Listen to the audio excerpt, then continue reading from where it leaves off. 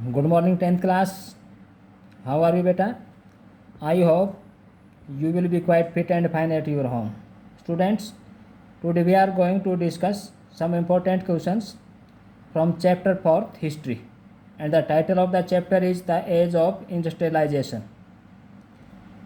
First question है बेटा कि एक्सप्लेन द फॉलोइंग, कि आगे कुछ स्टेटमेंट दी गई हैं उनको एक्सप्लेन करना है.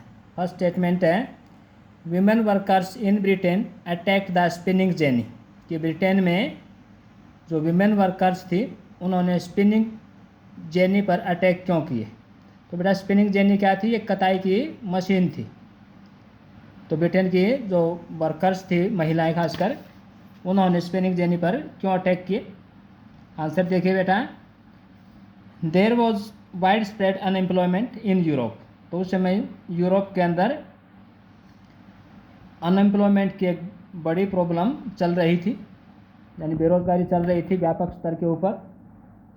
In the period of economic slum, slum होता है गिरावट, जब आर्थिक मंदी चल रही थी, आर्थिक गिरावट चल रही थी उस दौर में, लाइक द 1830s, जैसे 1830 का दशक है, the proportion of unemployed went up between 35 and 75% in different regions.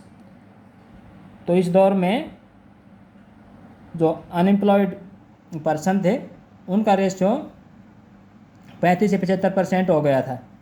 अर्थात 100 में से 35 से लेकर के 75% तक जो कामगार व्यक्ति थे वो अनएम्प्लॉयड थे, यानी बेरोजगारी का स्तर बढ़ गया था. So when the spinning jenny was introduced in the woollen industry in Britain, तो जब वुलन इंडस्ट्री के अंदर स्पिनिंग जेनी को इंट्रोड्यूस किया गया, इसको शामिल किया गया, इसको अडॉप्ट किया गया, इसको इम्प्लीमेंट किया गया, तो एक तरह से अपनाया गया. वर्कर्स अपोजिट, वर्कर्स ने इसको अपोज किया, इसका विरोध किया कर्मचारियों ने, कारीगरों ने. क्यों? क्योंकि ये मशीन जो थी ना स्पिनिंग जेनी, ये कताई की मशीन थी और एक साथ कई तकनियाँ से घूम सकती थी. अर्थात कई वर्कर्स का काम एक मशीन पर ही हो सकता था, बाकी जो वर्कर्स थे वो एक तरह से अनएम्प्लॉय हो सकते थे. Bye turning one single wheel, a worker could set in motion a number of spindles and spin several threads at the same time. तो इसमें एक पहिए को घुमा करके एक साथ बहुत सारी तकनियाँ एक ही आदमी घुमा सकता था और बहुत सारे धागे एक साथ एक ही आदमी बना सकता था. इट रिड्यूस्ड लेबर डिमांड, इससे क्या हुआ कि लेबर की जो डिमांड थी वो रिड्यूस हो गई, कम हो गई. रिड्यूस होता है डिक्रीज, कम हो जाना. Workers fear that they would be deprived of their jobs, deprived होता है वंचित हो जाना. तो वर्कर्स को ये भय था कि उनकी जो नौकरियां हो चली जाएंगी, उनको नौकरियों से वंचित कर दिया जाएगा. Therefore women workers in Britain who survived on hand spinning, इसलिए ब्रिटेन की जो महिलाएं हाथ से कताई के काम पर ही सर्वाइव कर रही थी, उन पर वो निर्भर थी, डिपेंड थी, अटैक द स्पिनिंग जेनी, उन्होंने स्पिनिंग जेनी पर आक्रमण कर दिया, धावा बोल दिया. बेटा नेक्स्ट स्टेटमेंट है उसी क्वेश्चन से संबंधित है जो हमने ऊपर पढ़ा है कि एक्सप्लेन द फॉलोइंग. तो इसको भी आपने एक्सप्लेन करना है. क्या स्टेटमेंट है, in the 17th century merchants from town in Europe began employing peasants and artisans within the villages. कि 17वीं शताब्दी में जो मर्चेंट्स थे उन्होंने, खासकर यूरोप की बात करें तो उन्होंने पीजेंट्स और आर्टिसंस जो कि कंट्री साइड में थे उनको काम पर रखना शुरू कर दिया, उनसे काम करवाना शुरू कर दिया. क्या कारण रहे हों, क्योंकि टाउन्स के अंदर अपने बिजनेस को सेट करना मर्चेंट्स के लिए काफ़ी डिफ़िकल्ट हो गया था, काफ़ी मुश्किल हो गया था, क्योंकि जो गिल्ड सिस्टम था वो काफ़ी पावरफुल था.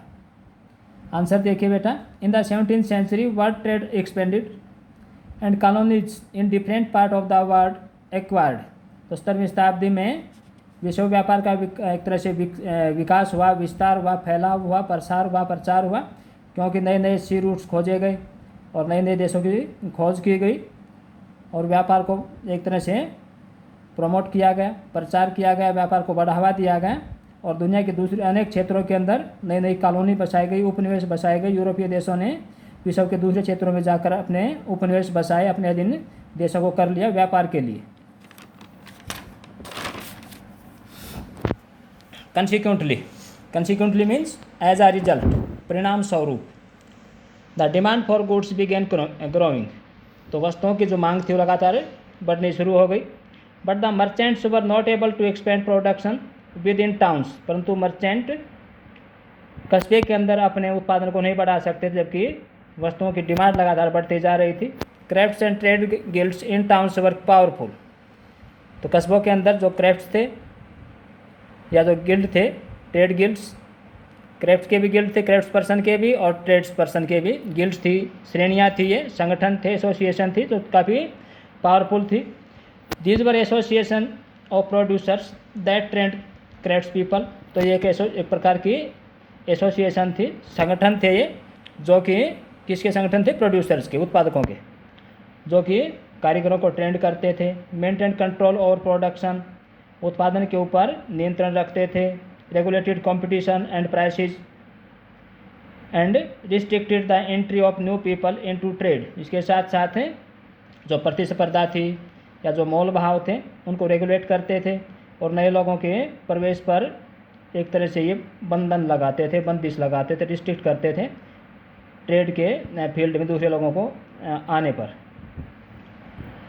Rulers granted different guilds the monopoly right to produce and trade in specific products, तो समय समय पर जो रूलर्स थे वे इन एसोसिएशन को मोनोपोली दे देते थे, एकाधिकार दे देते थे किसी विशेष क्षेत्र में अपने प्रोडक्ट या विशेष प्रकार के जो प्रोडक्ट हैं उनका व्यापार करने का पूरा अधिकार एक ही एसोसिएशन को दे दिया जाता था, तो दूसरे उसमें एंट्री नहीं कर सकते थे, खासकर शहरों के अंदर।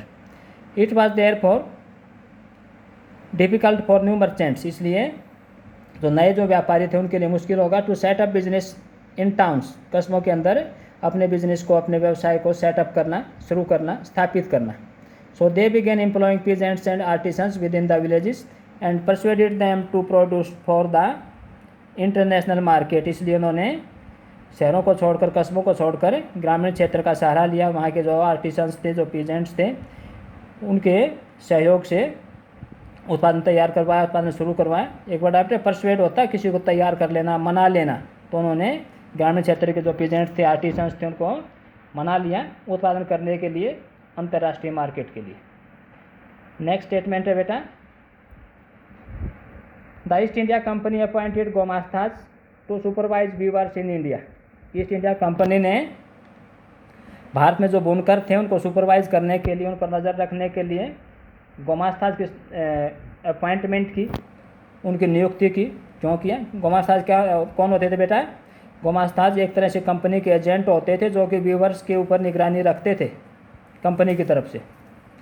Before the 1760s British cotton industries had not expanded and Indian fine textiles were in great demand in Europe. इस 1760 के दशक से पहले ब्रिटेन का जो कॉटन उद्योग है एंड टेक्सटाइल इंडस्ट्री इतनी विकसित नहीं हो पाई थी। 1760 के बाद शुरुआत हुई है, उसके बाद फैलाव हुआ है, तो उस समय तक भारतीय कपड़े की यूरोपीय बाज़ारों में बड़ी डिमांड होती थी। तो the company wanted to expand textile exports from India, इसलिए ब्रिटिश जो ईस्ट इंडिया कंपनी थी भारत से कपड़े का निर्यात करना चाहती थी, उसका और विस्तार करना चाहती। एक्सपेंड होता है विस्तार करना और उसको बढ़ाना।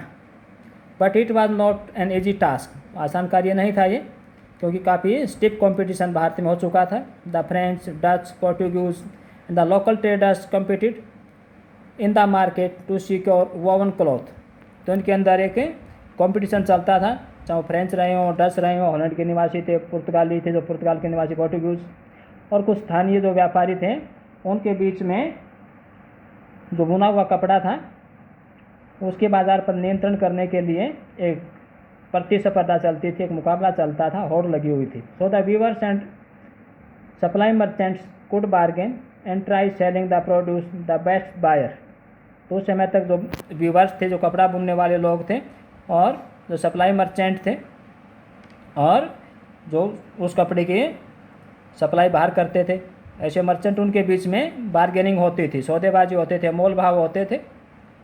And try selling produce the best buyer, और जो व्यूवर्स होते थे वो सबसे अच्छे जो खरीदार होते थे उसको अपना उत्पाद बेचते थे, अपना प्रोड्यूस उसी को बेचते तो ज़्यादा उनको पैसे देता था।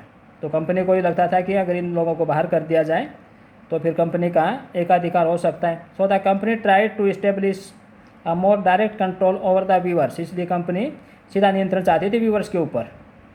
फॉर दिस पर्पज, इस उद्देश्य से it appointed gomasthas to supervise viewers, collect supplies and examine the quality of cloth.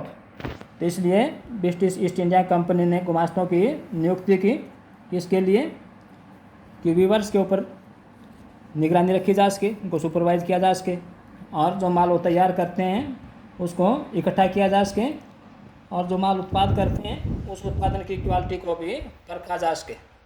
तो students, I hope you will have understood all these questions clearly. You will have to write these questions in your fair notebooks and learn properly. Respected parents are requested to help their wards to complete their study work. Thank you beta. Have a nice day.